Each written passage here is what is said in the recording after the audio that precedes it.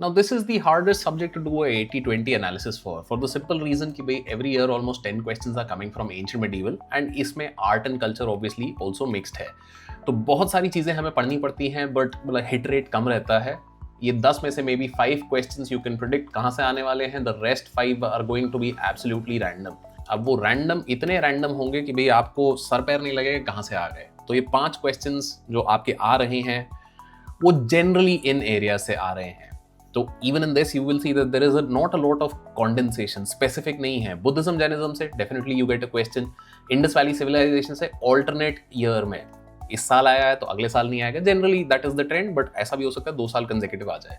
Ashoka, Mauryas, Gupta's इनसे related question आते हैं. देन आर्ट एंड आर्किटेक्चर से generally questions focus on literature and temple architecture and sometimes on paintings.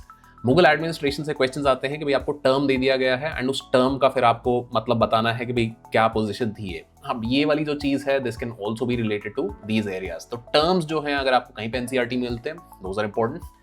And recent years में there's been a lot of focus on regional kingdoms with special focus on the Cholas and the Vijayanagar Empire. तो questions अगर देखें हम तो Buddhism and Jainism हमारा clear favourite है. यहाँ पे almost every year 1 question you are getting.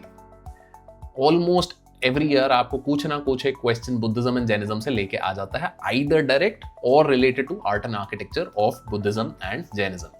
Right. Then Mauryas and Ashoka से रिलेटेड कुछ क्वेश्चंस हैं. बीच में काफी गैप था but recently there have been questions again.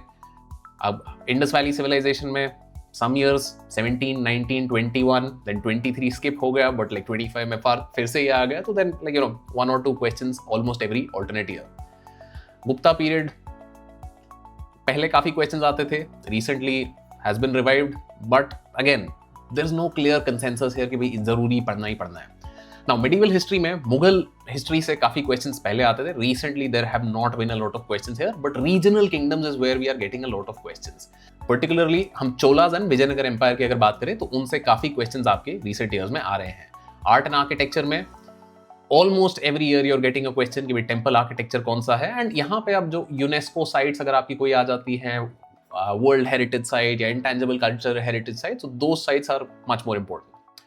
Finally religious texts, तो ये भी आर्ट एंड कल्चर का पार्ट है एंड यहाँ से भी आपके क्वेश्चंस बनते हैं. तो that's what you have for ancient and medieval history.